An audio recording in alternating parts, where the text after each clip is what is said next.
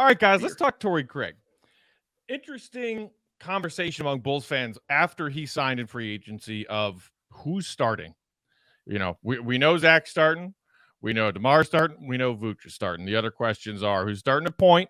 Is it Javon Carter or one of the younger guys? And who's starting to power forward? I know some people might want to throw Alex Caruso into this conversation. For today, we're talking Pat and we're talking Torrey Craig. I went and looked, and I found it interesting, like for a guy who's had a pretty successful NBA career as a role player guy, last season, starting 60 of his 79 games played for the Suns was the highest number of starts for Torrey Craig in his career by a wide margin. He had a couple of seasons with the Nuggets earlier in his career where he was sort of like half starter, half bench guy.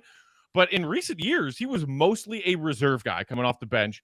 Then last season, he starts 60 of 79 for Phoenix. I honestly don't know where Billy's going to go with this. But whether he is starting or coming off the bench, what I want to see from Torrey Craig, and my prove it for him is quite simple. I want to see him prove that his efficiency shooting the three, specifically from the corners last season with the Suns, was not a fluke. Last season with the Suns, he took 47.4% of his total three-point attempts from the corners. And on those corner three attempts, he knocked them down at 45%. Woo. This Bulls team desperately needs guys who can knock down corner threes. It's why I liked Torrey Craig being one of our offseason additions. I want him to prove that was not a fluke because it was some of the best corner three attempt rate and hit rate of his career. Do it again. That's what I'm asking of him. Take 47% of your total three-point attempts from the corners and knock them down at 45%. You did it last year. Do it again this year for us. And I believe he shot, 39% total from three-point line, if I'm not mistaken. Correct. Wow. Yeah. So, yeah, man, like that's great, man, because he's hitting those from the corner. The way that can open up the game for the Chicago Bulls. And we already know Jalen Carter is awesome from the corners as well. So just to have two guys that who you're going to run out to. Like, I'm just imagining the break right now. Like, who you going to run out to and who you going to put a guy on that break right there. If Jalen Carter and Torrey Craig are going to opposing corners to hit that spot up three. That sounds awesome to me. It feels like having two. It could be like having two PJ Tuckers on your team if that works out correctly for the Chicago Bulls, man. So I like that.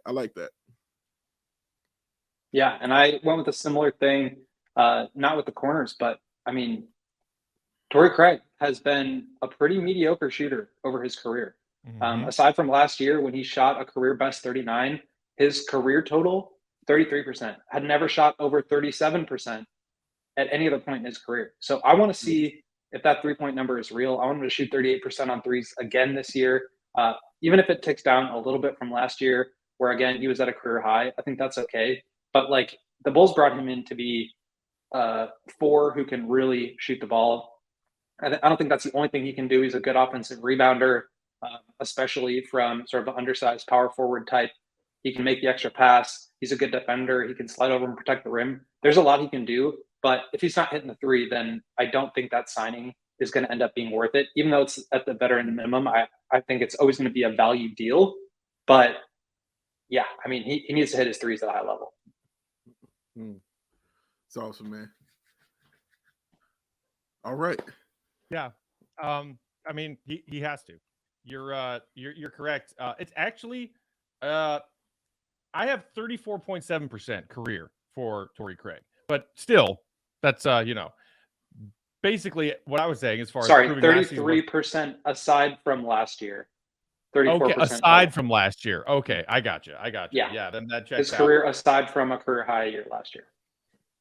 Yeah, 39.5. It was a big jump. And as Bulls fans have learned with the whole Vooch thing, when they bring in a guy who just had his career year shooting threes, you can't necessarily rely on that number staying where it is, which is why I want to see him prove that he can still do that, especially from the corners. I also think like the Bulls have had this mentality of like, we don't necessarily need to shoot a lot of threes if we make them at a high clip. And I think they've started to understand this past summer that they actually do need to get a lot more volume up. Like AK said at the end of season presser, we're basically starting games down 8 points because of the amount of threes that we're making compared to our opponents. Like they were in the middle of the pack, if not a little bit higher in terms of 3-point percentage. But because they're shooting so few, like over the course of a game, the points just really accumulate in favor of the other team. So even if guys like Torrey Craig and Patrick Williams don't shoot 40%, if they shoot 37, 38%, but they're taking a lot more of them, it's going to help the Bulls offense a lot. And I think that's where the key for me is, like in both of these guys' prove it's, I was okay with the number being a little bit lower, but the volume has to be higher. And I think that will help correct itself over the course of a game, a season.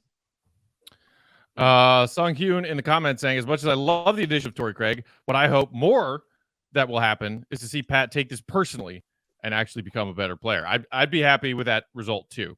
All right, Big Dave, what do you want to see from the Bulls free agent edition of Torrey Craig this season? Steven, do me a favor. Put that last comment back up, please. Put that last comment that my man just said right back up. Put that up again. No. The one previous that we just read. The one we just read. Yes, thank you. That right there, that leads directly into exactly what my prove it is. And my prove it is one word and one word only for Torrey Craig. Challenge. Challenge. That is it. That is all I want to see is him challenge and I wanted to get betwixt the crack, but I didn't do that. I went with challenge instead. Thank you for not doing that. I did that for you, Will. But that's what I want to see. I want him to see him all in the crack in the ass of Patrick Williams. I want him pushing him. I want him letting him know that, dude, you think you the starter here? No, I'm the starter here. You think this is yours? No, this is mine. I want him to go try to take it from him. I want him to push him, man, because there's nobody, there hasn't been anybody here for that, for Patrick Williams, to just push him. There are guys who are vocal. There's a Dalen Terry, right, who's vocal, but he's not physically on that level, you know what I mean, of dealing with Patrick Williams. And he's not really going to be a guy that's in the rotation all the time for the Chicago Bulls. Torrey Craig is coming in to fight for a starting position. He's not coming in just to sit on the bench, man. He's coming in to fight for a starting position, and he's going to come in and fight hard. How do we know this? You can ask DeMar DeRozan, who was the best defender of him when he's out there playing. The person he mentioned is Torrey Craig. Torrey Craig plays that defense. He is that dog kind of guy. So imagine him going up against Patrick Williams because they're actually fighting for the same kind of position. This, for me, is going to be very telling of Patrick Williams, and that's what I want from Torrey Craig. Push him, challenge him. If he don't want it, fine, take it from him. But I want the challenge. That's what I want. Everything that Matt is saying and Will is saying with the three-point shooting, yes, give me that too. I want the defense. Yes, I want that too. But what I want is elbows in the ribs of Patrick Williams, fighting him in practice, going up and trying to get these rebounds and snatching them from him, running the break better, doing those veteran NBA things that Pat probably hasn't had done to him on a consistent basis in a practice. That's what I want from Torrey Craig. Straight up and down challenge. That's what I want.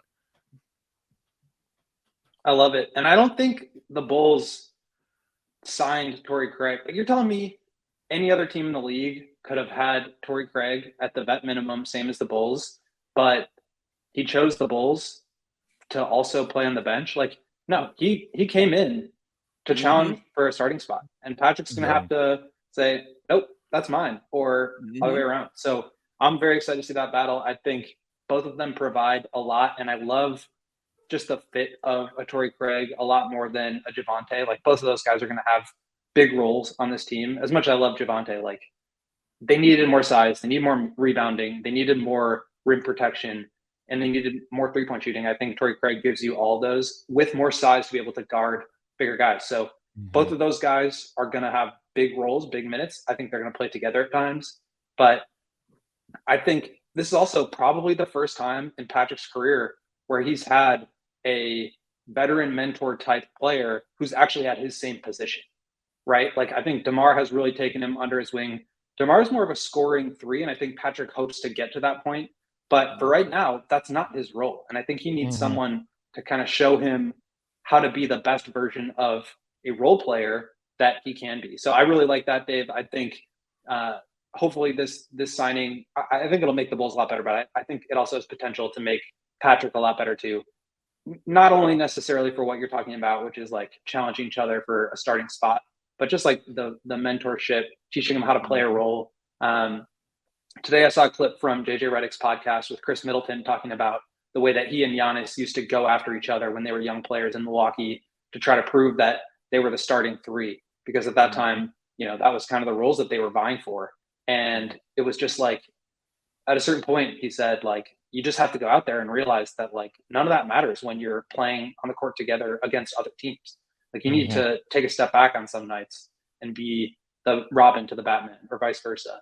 And I think Patrick has to have moments where he can be more of a Batman type, but he also has to learn how to be an A+ version of the Robin type. And I think Torrey Craig can help him with that. And I'll tell you what I want. And I'm going to say this quickly. This is what I want. I want Will Gottlieb to be in a practice and him write a story about how Patrick Williams and Torrey Craig are going at each other. I want that story. That's the story that I want to read, is that them two dudes are going at it in practice, battling each other, steel sharpening steel, making each other better. Not on some hate stuff or anything like that, but just guys out there actually competing. Like a fire is up, a fire is raised. It ain't just cool out here. We out here trying to play. That's the story I want to see Will write this season. I got you. I am curious, Will, and then we can get out of here. We talk a lot about how Billy likes 3-guard lineups, maybe out of necessity at times. Last year, he was playing guys like Caruso and Javonte at the 4, who are 6'4", if that. As we talk about Torrey Craig actually being a mentor of Pat, who has at least a more similar body type, plays a similar position on the floor, and we're talking about them battling it out in training camp and in these preseason games for who's going to get that starting spot. Do you also see a fruitful option at Billy's disposal here based on the way he staggers guys, playing Pat and Torrey Craig on the floor at the same time for stretches this season? Yeah, I want to see them at the 4-5 and small ball units. I think that's going to be an option. I mean, we saw it with Derek Jones last year. We saw it with Javonte a little bit. But like, yeah, Vooch or Drummond go down for any stretch this season. Like, there's going to be a big hole at the center spot, and somebody's going to have to fill it. We'll see if like Adama Sanogo is ready to come in from Windy City and be a guy.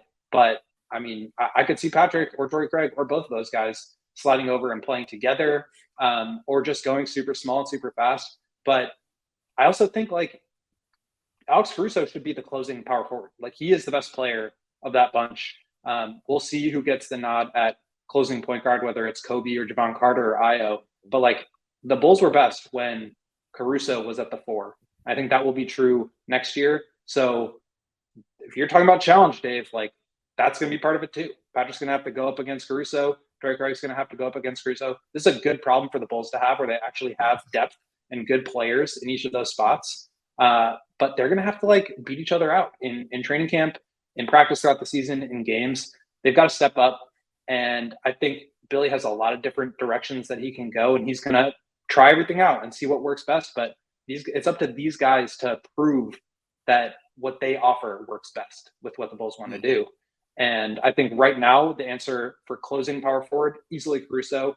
But I mean, a lot could change.